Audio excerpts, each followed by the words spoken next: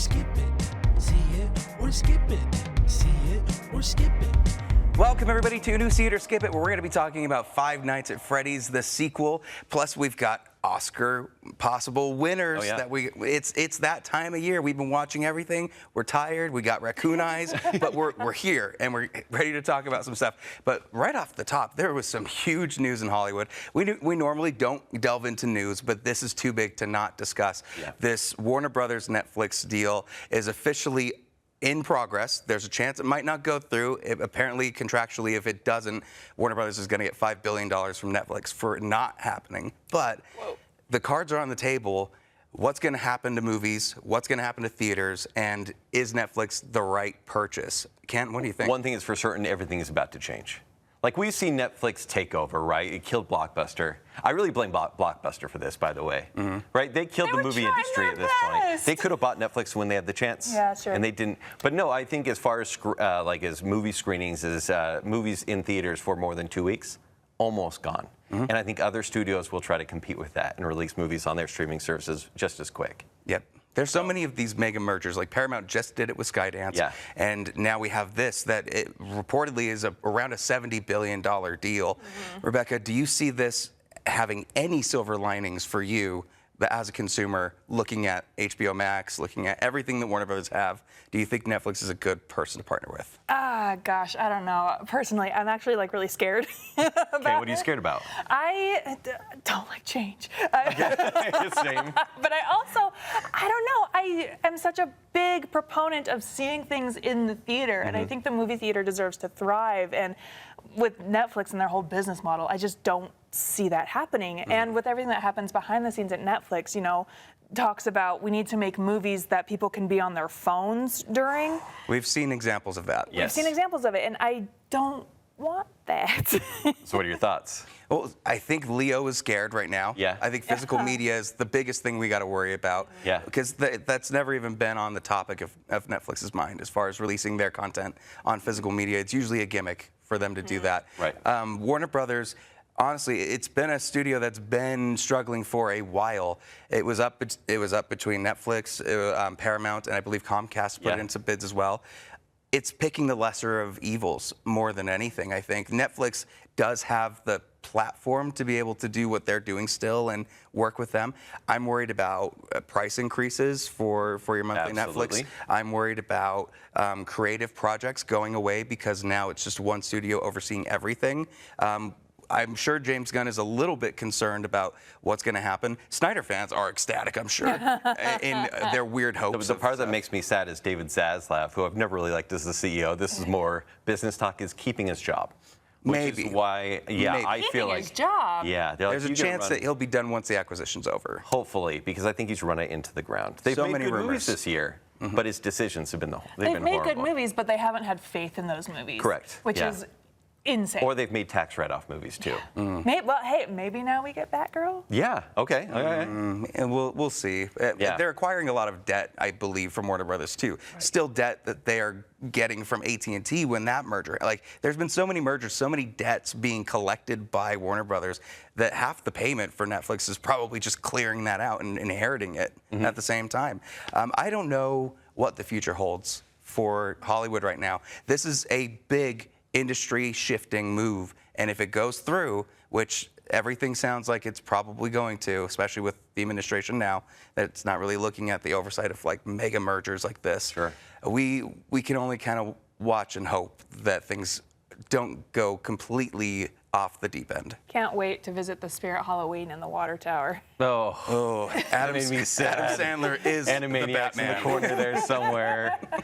Yeah. We make fun, but Netflix still is one of the strongest companies out there. They do put out good work when they try and they work on it, and when they don't, it can be a surprise for everybody. But I want to know what you guys think. Have you heard about this merger? What are your thoughts on it? Leave a comment on the video. Let us know. But let's jump into the movies. Five Nights at Freddy's 2.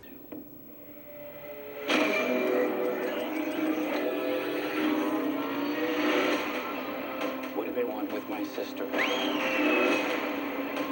Half of this town will be dead by morning.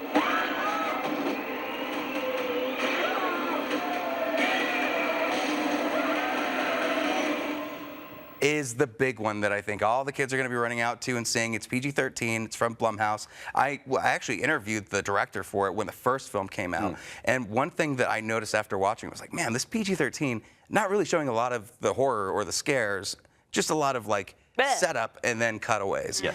They didn't change much with this sequel. This is kind of an exploration of the first Freddy's that existed, which is a lot of game lore. There's a lot of game lore in this that I did not follow. Easter eggs I didn't understand. Have you played the games? Have you guys played the games? No, and I So feel I have. old.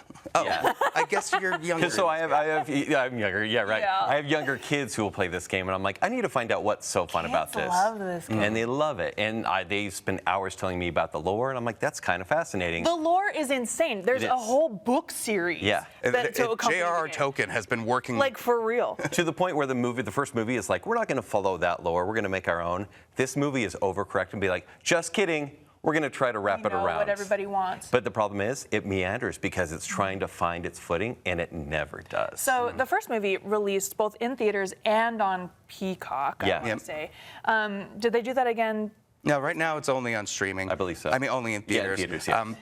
Whether or not the window's shortened for it, I'm not sure. I think that was more a reaction to still like the COVID day and date release, and Peacock really wanted to like. But make a despite being footing. released in theaters and on streaming at the same time, it had a huge It did. monetary debut. Well, to me, a more compelling story. I think Josh Hutcherson's story was actually a lot stronger in the first one. In this, all of the main characters feel like they're sidelined while also being almost in every single scene. It doesn't make a ton of sense. No. But you gotta love the animatronics. I love what they great. did with all of the designs of Yeah. those things.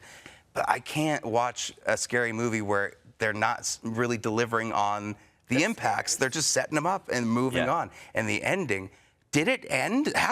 What happened didn't. there? It was a setup for a climax of an end of a movie, and it never did. But Said, it "We'll like see you next ended. time." It ended in a way where like it didn't even feel natural. Nothing felt normal about this thing. For the fans, this is going to be a member berry. Honestly, Jamboree. fans are going to eat it up. They'll be disappointed because they probably expect perfection, but they're just going to be like, look at that. That's so fun. Because it is. Even my daughter was like, oh, yeah, that's from the third game. Oh, how cool is that?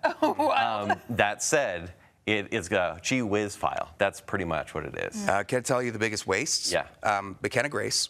Yeah. Only really in it for like about 10, 15 minutes worth. Skeet Ulrich, where was he in this? Yeah. One scene. And our main guy just was not involved. I don't want to spoil who that is so that people don't know. But yeah, this could have been a reunion of a cool thing. Yes. Did not even attempt to do that. Oh, bummer. And the main character, the new characters that we were excited for, barely in it. Yeah, the script is bad, the acting is worse, and I think the direction is really just carbon copy. Nothing felt unique at all.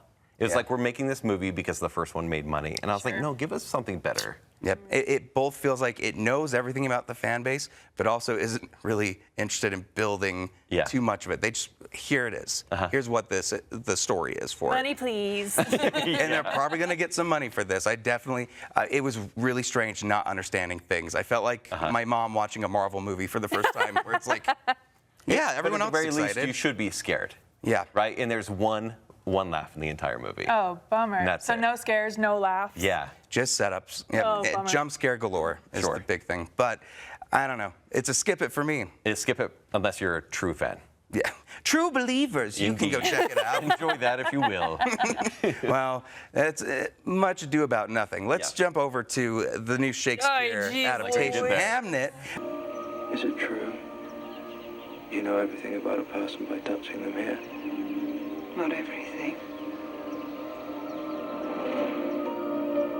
He's got more inside of him than any man I've ever met. Who are you looking for? William Shakespeare. I have no talent for waiting. The women in my family see things. What do you see? Based on the novel, Chloe Zhao is the director, directed The Eternals, Nomadland, which we have a little cameo on our screens back here.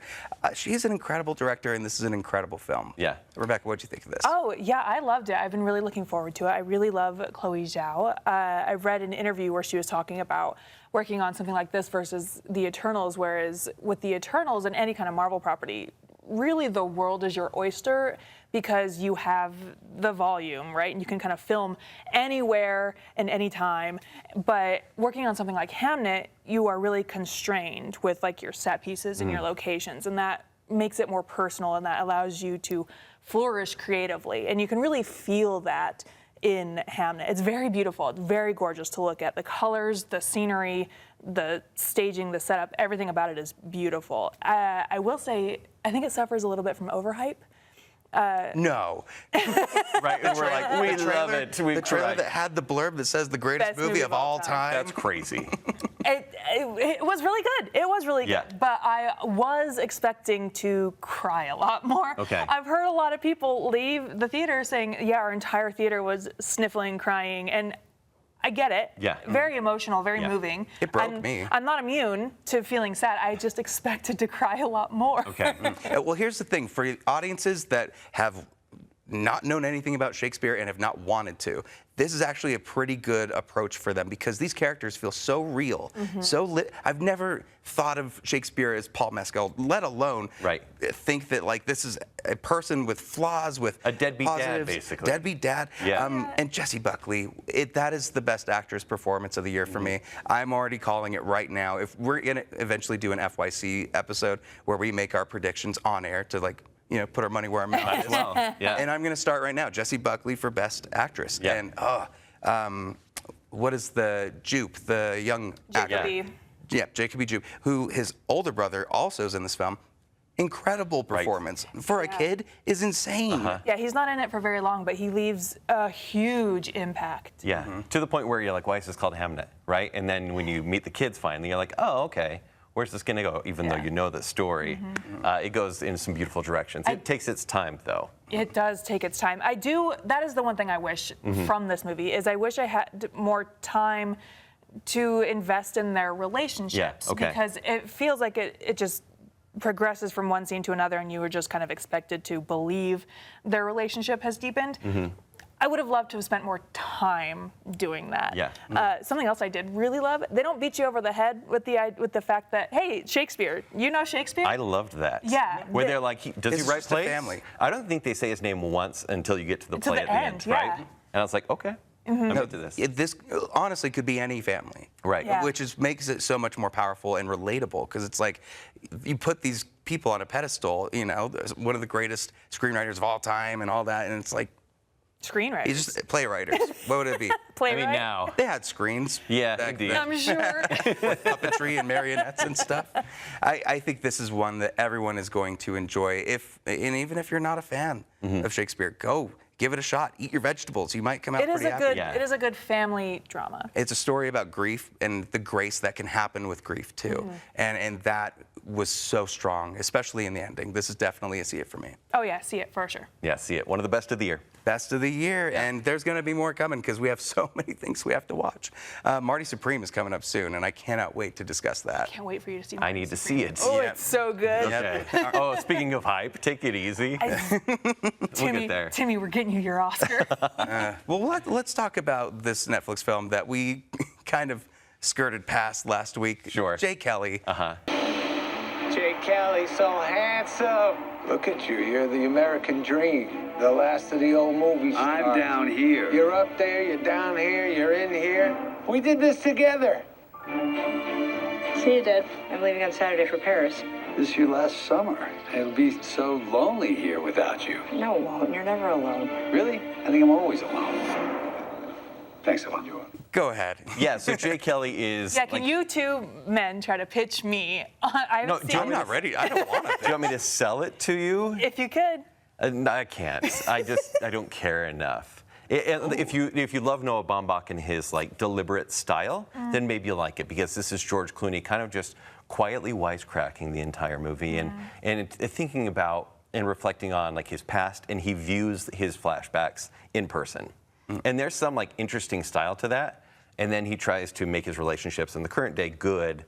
It just takes so long to get there. And then at the end feels like, I know this is just George Clooney. We're meant to just celebrate George Clooney in this movie. And so it takes away the sincerity.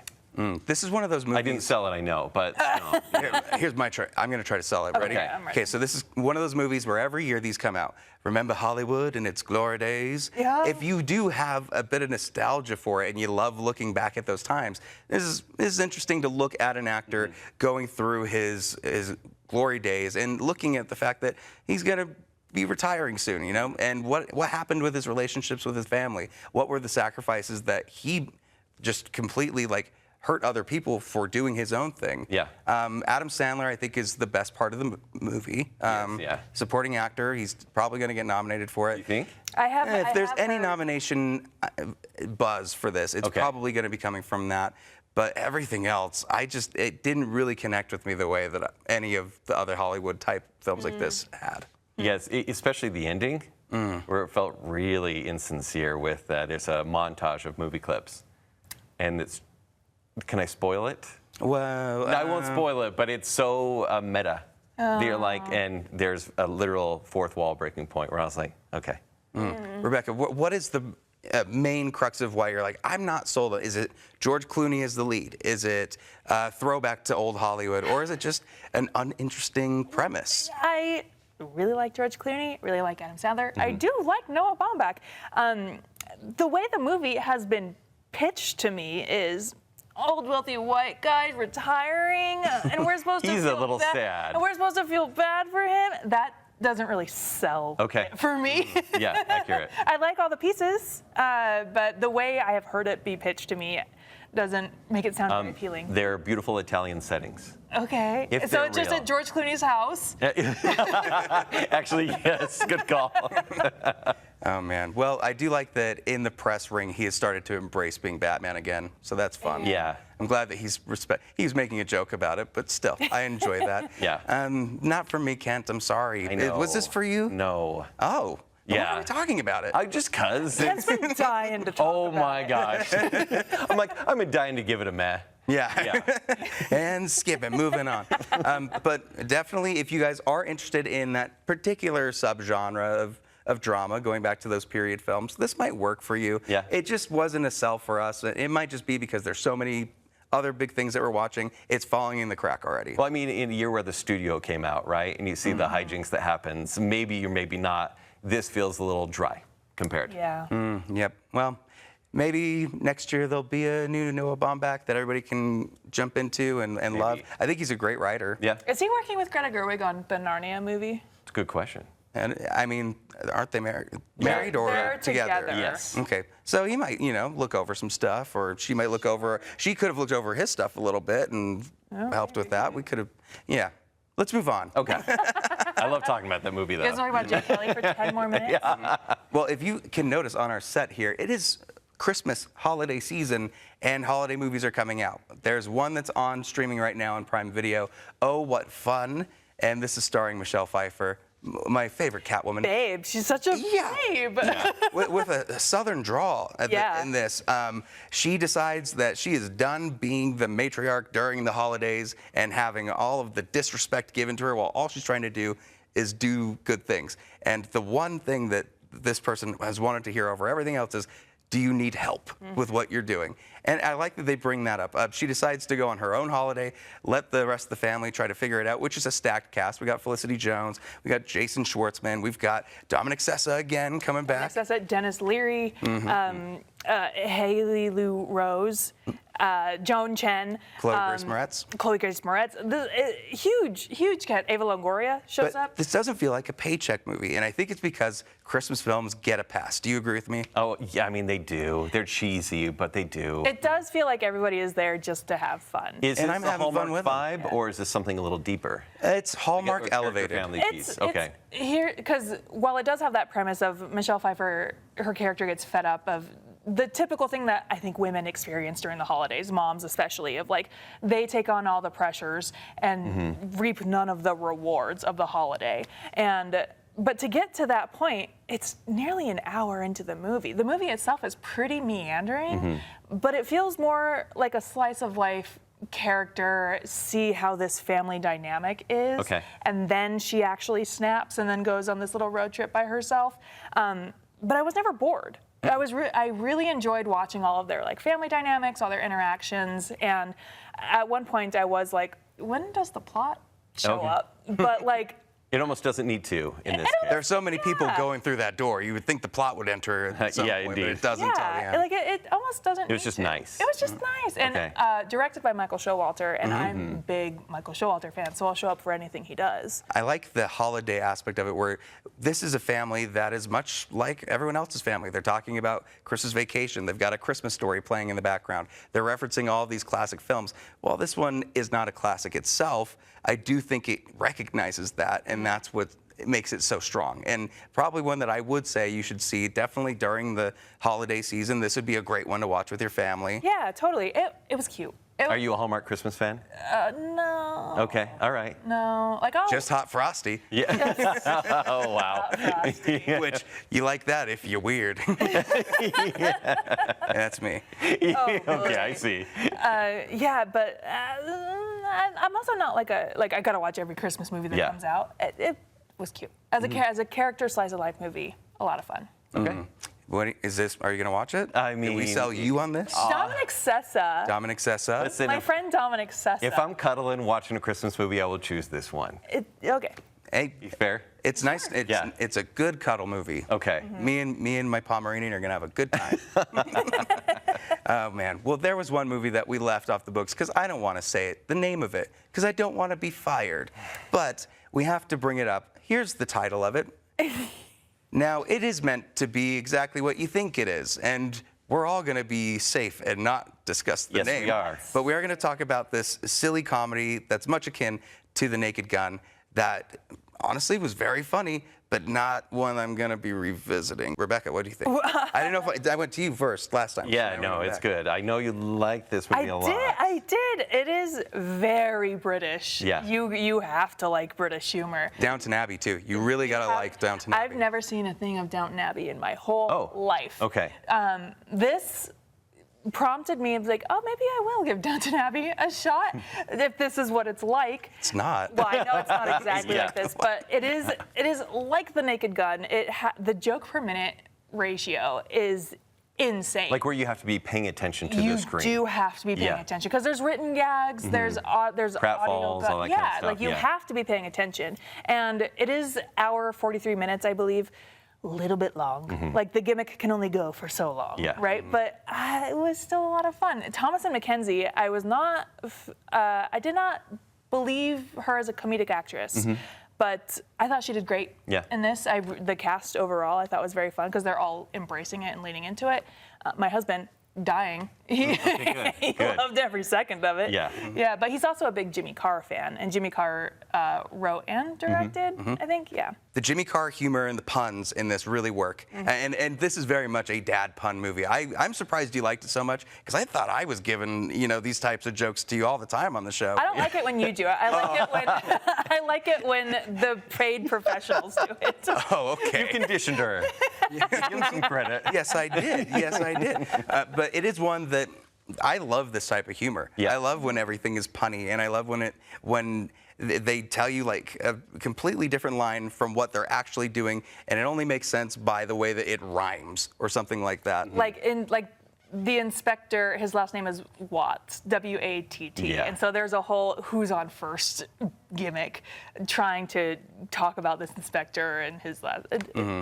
You have to like that. It tickled your funny bone. You have to like that type of humor. And I got to give a shout out to Damian Lewis. This is an actor that I personally loved from his canceled show Life that came out way long ago. It's great to see him on the big screen, and it's fun to see him doing something so silly with this. Like I'm glad he's got a funny bone in him. Hopefully we get to see more going forward. Standout was Thomasin McKenzie then? I think so, and also what a great year for comedies in theaters, which I don't want to lose with this whole Netflix Warner Brothers thing, because Naked Gun earlier this year in theaters, and now this movie in theaters as well. We just don't get this type of movie in theaters anymore, and so honestly, begging you to go out and see this in the theater. I love it for that reason. However, I didn't love the movie. I laughed 6 times really hard, but that's it. Whoa. Because I was essentially watching going, oh, this is just an episode, not like Downton Abbey, but it's an episode of British TV with jokes written later. They didn't feel as genuine to me. And I mean, I like British comedy, but it kind of lost it along the way. And maybe it's because it felt a little long. But I kind of was a little disappointed. I can see what you mean, and maybe the best way I can think of it for me personally is The Naked Gun felt like a story of itself. Yes. If anything, it was trying to bring back what Leslie Nielsen did with the beginning. This feels more like an SNL sketch that maybe went a little too long. Sure. It's great, like it's a really well-written SNL sketch, but after a while you're like, all right, let's wrap this It's like, up. oh, there's a murder mystery now? Okay. Well, overall, this is a see it. Yeah, honestly, begging, because I want more people to go see comedies in theaters. Okay, in that way, yes, absolutely. Support it, but definitely watch it on streaming. Yep. And it's one you could probably watch with your family. Even your very fun family. Yeah. I guess I grew up with a family that took me to Austin Powers when I was way too young. Right. So My parents took me to There's Something About Mary when I was a child. Okay. there's something about Watch it with comedies family. that parents kind of are like, okay, let's see. And then they traumatize them and bring them back out. And, Indeed. Comedies and horrors, both of those. Is that true? Yeah. Okay. Absolutely. Well, make sure you check that out in theaters. Let's move on to Stranger Things Volume 1 came out for Season 5. Everyone's seen it already. Yeah, right? we didn't get a chance to really break it down. Whoa. I stopped watching after season 1. What? Okay, this is going to take 5 minutes. Cut to black. Why did you stop? Because that personality trait thing I have, where if something I get gets it. stupid popular, I lose all interest. Well, to the point now we're in season 5, and we've been And it's waiting been 3 20 years, 20 years yeah. exactly, and it's a TV event. And by TV, I mean Netflix. It's something that, like, I think it was, really dedicated viewing at this point. 4 episodes.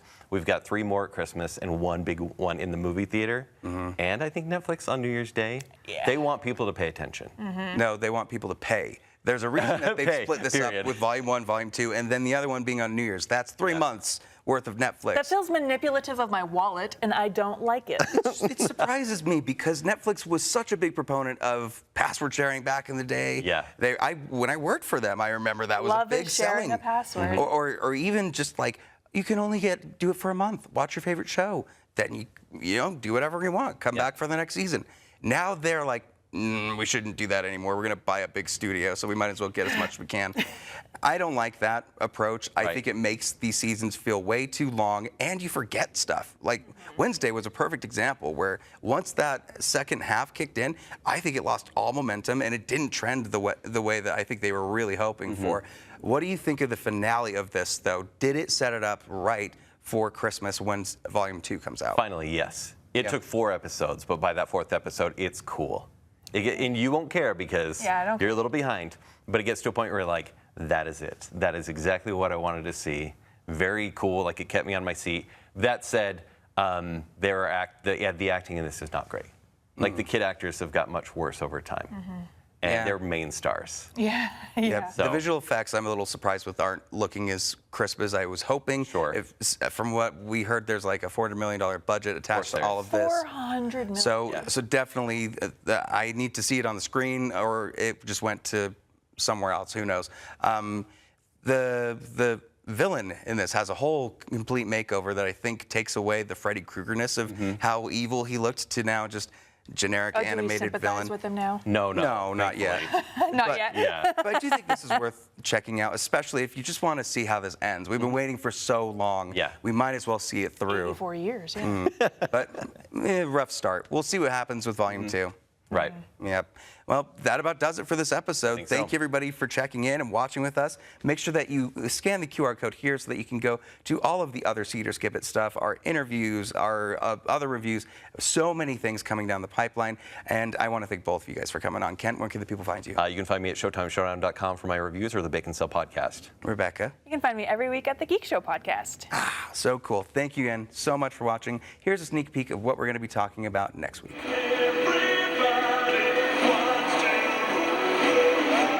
It's only a matter of time before I'm staring at you from the cover of a Wheaties box. You think it's that simple? Yeah, I do.